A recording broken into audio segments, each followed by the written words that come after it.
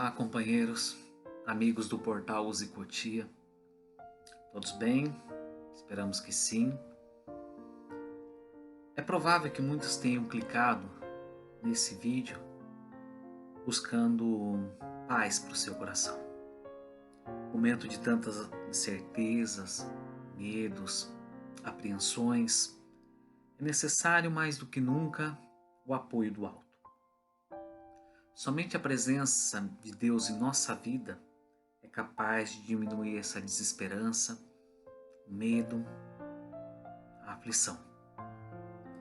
Nós agradecemos ao espaço que a Use Cotia disponibiliza para que a gente possa explanar um pouco das nossas ideias, transmitir um pouquinho das mensagens de Jesus, para que a gente possa pacificar um pouco mais o nosso coração. Você que nos assiste, se nesse momento quiser fechar os olhos para a nossa prece, fique à vontade também. Lembremos da afirmativa de Jesus: vinde a vós, vinde a mim, vós que estáis cansados e oprimidos, e eu vos aliviarei. Que Jesus possa aliviar um pouco o nosso coração, possa tirar esse peso, essa aflição, que a mensagem de Jesus como sendo um companheiro presente em nossas vidas fique muito forte para cada um de nós. Para que a gente possa sentir essa presença, a presença da equipe espiritual. Muitas vezes esses companheiros estão ao nosso lado só esperando um pouquinho da sintonia para que eles possam nos influenciar, transmitir mensagens de bom ânimo, para que a gente possa sair desse ciclo de desolação, de tristeza que eventualmente a gente esteja passando. O tema que a gente separou para conversar um pouquinho é sobre recomeço. E recomeço engloba muitas frentes. Nós podemos recomeçar várias coisas, estamos recomeçando a todo momento. Mas, como engloba muitas situações, a gente escolheu para falar desse tema hoje, porque é provável que após todo esse momento de alteração da nossa vida, a gente tenha que recomeçar muitas coisas. Talvez a gente tenha que recomeçar um trabalho novo, talvez a gente tenha que recomeçar sem um casamento, talvez a gente tenha que recomeçar em um outro local, diferente daquele em que a gente estava acostumado a ficar. Enfim, recomeçar engloba muitas coisas. E geralmente, quando a gente tem que recomeçar, quando a gente tem que sair daquela situação em que a gente se encontra, essa transição ela vem muitas vezes carregada de revolta, porque a gente não queria mudar, vem carregada de medo, o que me espera de novo, será que eu vou conseguir fazer isso de novo? Vem carregado de muitas coisas. Então a gente elencou alguns pontos para que a gente possa conversar aqui, para que a gente veja que o recomeço pode ser muito positivo para a nossa vida, por mais que nesse momento a gente acredite que tudo são sombras e desilusões. Tá bom? Podemos começar? Vamos lá então. Primeiro ponto que é importante a gente ressaltar é que nós somos seres, por mais que a gente não goste, a gente está profundamente habituado a mudanças. Tá? Por mais que nós sejamos conservadores e que gostemos da tranquilidade da repetição, porque essa repetição nos dá segurança, e a gente vai repetindo muitas vezes as coisas na nossa vida. Por mais que a gente goste dessa segurança, nós somos seres profundamente adaptados a essas mudanças. Nós estamos sempre mudando e a própria reencarnação mostra isso. Quantos corpos, quantas vidas, quantas paisagens nós percorremos e nós mudamos muitas vezes. Tá? Essa vida que a gente está levando agora é só de muitas outras que a gente viveu e de muitas outras que a gente vai viver. E é importante a gente ter muito focado dentro de nós essa questão do espírito imortal. Eu sou imortal, num corpo físico, e vou ter muitas outras experiências também. Isso é aquilo que vai, quando a gente amplia a nossa visão para o mundo espiritual, as coisas materiais, as coisas dessa vida se tornam só uma coisa, não toda a coisa. Então, a gente está profundamente adaptado às mudanças. Nosso espírito está acostumado a isso. Mas vamos imaginar, você que nos escuta agora, que você não acredite na reencarnação. Você acredite que a gente só tem essa vida. Ainda assim somos seres profundamente adaptados. É fácil ver isso quando a gente teve que se adaptar saindo do útero da nossa mãe, aprendendo a respirar, uma das transições complexas também, quando a gente sai de um determinado patamar de muito conforto e segurança para o mundo aqui fora. Depois a gente teve outras situações que a gente vai percorrendo e que a gente vai vendo que a gente já mudou muito mais vezes do que a gente pensa. Quando a gente estava acostumado a ficar só no berço, empreendemos a viagem de poder se locomover, de andar. Caímos muitas vezes com pernas frágeis, vacilantes, e hoje a gente consegue correr, consegue se movimentar de uma maneira que mostra que a gente se adaptou bem à arte de caminhar e de correr. Aí depois a gente vai analisando outras situações, quando a gente estava na casa dos nossos pais, nós mudamos, saímos daquele habitat confortável de segurança e fomos para a escola, se adaptar com outras pessoas, com a sociedade. Depois a gente vira adolescente, muda de escola, depois a gente vai para uma faculdade, depois tem o desafio do primeiro emprego, e quando a gente acha que está tudo mais ou menos adaptado, a gente decide mudar mais ainda a nossa vida, saímos da casa dos nossos pais e vamos formar a nossa própria casa através do casamento. E aí a gente começa a desenvolver uma outra rotina onde a gente estava acostumado, e aí o casamento mostra novos desafios e novas adaptações. E quando a gente está adaptado mais ou menos, geralmente vem os filhos. E aí toda aquela adaptação do marido com a esposa, dos companheiros que ali estavam, tem que se readaptar para aquele novo ser que está chegando, e uma readaptação muito profunda. Depois que a gente está mais ou menos acostumado com ele, com a casa cheia, a gente se adapta de novo. Aqueles seres que eram pequenininhos cresceram, e isso acontece muito rápido, muito mais rápido do que a gente imagina, e eles decidem sair da nossa casa. E a gente, quando está se adaptando de novo com a esposa, com o marido, de repente começam a chegar os netos. E aí a gente readapta novamente a nossa rotina com aqueles seres que Deus nos envia.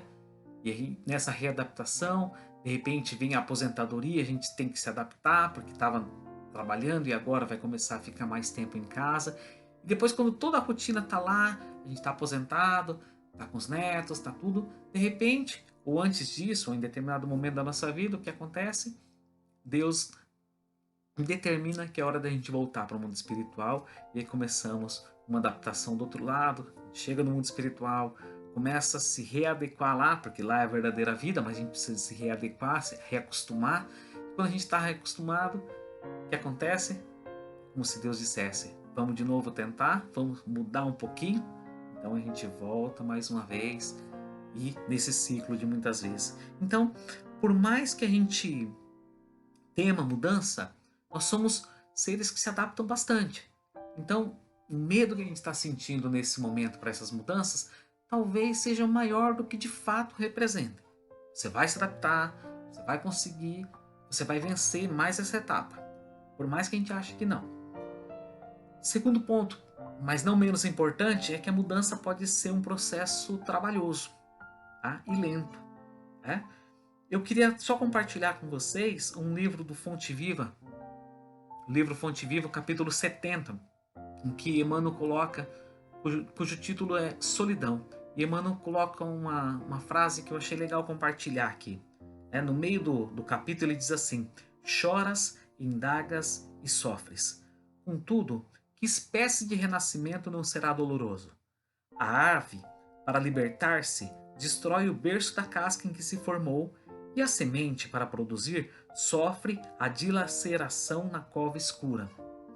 Por que tudo isso vai mostrando que a própria natureza vai estar em constante transformação, em constante mudança, e que muitas vezes isso é um processo que demanda trabalho e esforço da nossa parte. Mas por que é tão trabalhoso para a gente a mudança?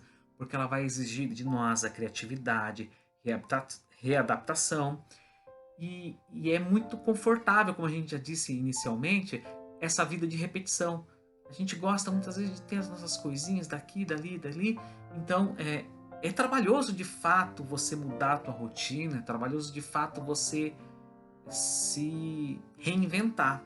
Né?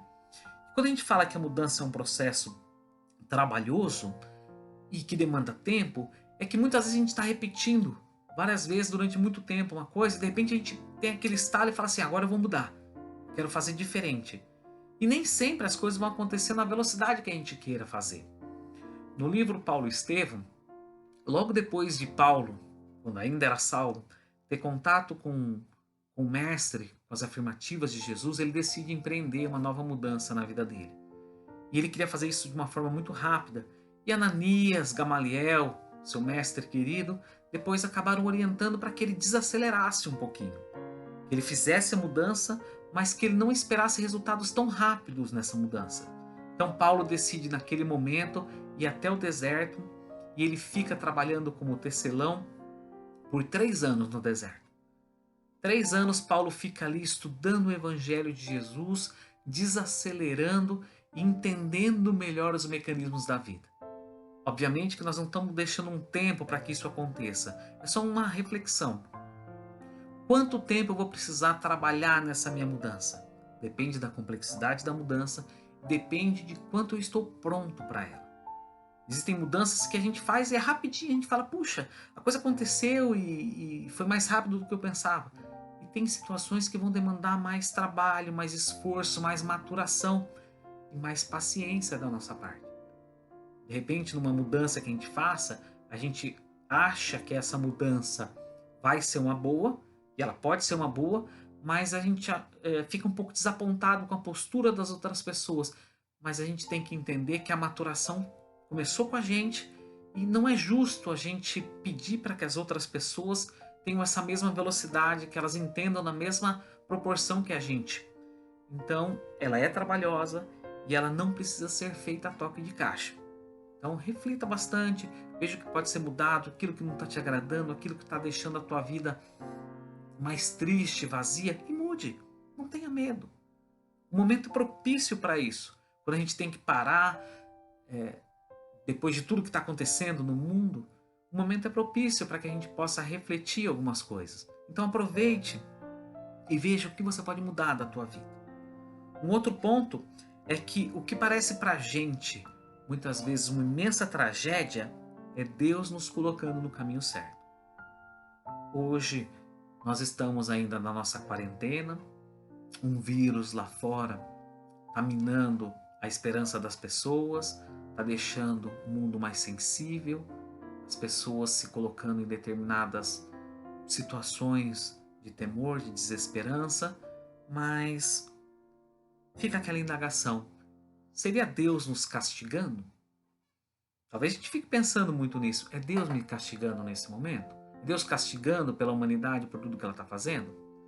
Nós, numa visão mais otimista, diríamos assim: Deus está, nesse momento, conduzindo cada um de nós, a sociedade de uma forma geral, para um jeito diferente de ser. Cada pessoa vai se adaptar de uma maneira diferente. Cada pessoa vai entender o desejo de Deus de uma maneira diferente. E como é que eu faço isso? Como é que eu entendo o desejo de Deus a meu respeito? Porque isso é um desafio existencial. O que Deus quer para mim? Onde Deus quer me conduzir? Para Paulo de Tarso era muito claro. Jesus aparece para ele e tenta conduzi-lo para um caminho de renovação, de mudança e de tarefa. Paulo não foi simplesmente visitado por Jesus para que ele fosse abençoado e coisas boas começassem a acontecer. Deus tinha um propósito para ele, Jesus tinha um propósito para ele. E aí a gente fica pensando, se essa tragédia, se determinadas situações acontecem na minha vida, não seria Deus mostrando para mim um novo propósito? Um novo jeito de ver a vida? E para isso a gente cai em alguns exemplos que às vezes a gente não consegue compreender. Na maioria das vezes a gente não consegue compreender Deus. Quando Deus envia determinadas situações para a gente, principalmente as situações adversas, aquelas que mexem tanto com o nosso coração, a gente age muito parecido com as crianças e adolescentes que nós éramos lá atrás. Lembra quando a gente era criança, quando a gente era adolescente e que os nossos pais nos privavam de determinadas coisas e a gente os via como tiranos, como pessoas autoritárias, como caretas, como alguém que queria só castigar sem nenhuma razão, quando nossos pais nos impediam de fazer determinadas coisas. E aí vem a maturidade e vai mostrando pra gente que a intenção dos nossos pais geralmente era fazer o melhor por nós. Quando eles nos privavam de sair, era porque talvez tivesse algum risco, talvez aquilo fosse ser ruim para a gente no futuro, para mostrar para a gente bases mais seguras, mais sólidas. Deus, numa proporção muito maior, como inteligência suprema do universo, como um pai amoroso, muitas vezes ele nos priva daquilo que a gente gostaria de fazer, daquilo que a gente acha que é melhor para nós. Então vem as adversidades, vem as situações difíceis, que é para segurar a gente nos nossos ímpetos, para segurar a gente nos roteiros errados que a gente gostaria de partilhar. E como crianças espirituais a gente faz como a gente fazia lá atrás. Se revolta, fica bravo, às vezes até acusa. Mas quando vem a maturidade e depois a gente tem os nossos filhos, a gente começa a entender melhor os nossos pais. Entender o carinho, o afeto e compreender que eles sempre tinham a ideia de fazer o melhor por nós. É o que Deus faz. Deus tem um plano para cada um de nós e o propósito de Deus a nosso respeito sempre vai ser a nossa felicidade. Ah, mas como é que Deus quer que eu seja feliz me mandando uma adversidade financeira?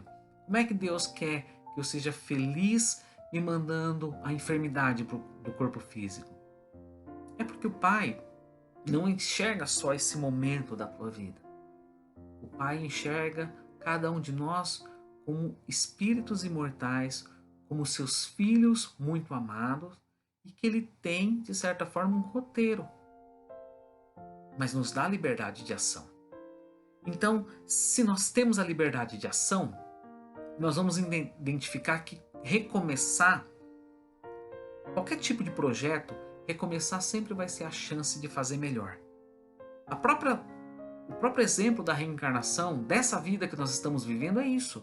Nós voltamos para a carne, muitas vezes convivendo com as pessoas que nós já convivemos no passado, com a chance de fazer melhor. Recomeçar é a chance de nós fazermos melhor. Então, se é a chance de fazer melhor, que eu seja nesse momento o melhor pai que alguém possa ter, que eu seja a melhor esposa, o melhor marido que alguém possa ter, que eu seja o melhor filho, que eu possa ser o melhor empregador que alguém possa ter, que eu seja o melhor funcionário. Sempre eu posso me dedicar mais pelo meu próximo, dentro daquela ideia que nós temos de que nós estamos aqui todos juntos por alguma razão muito maior. Tá? Para a gente encerrar, eu queria terminar com um estímulo.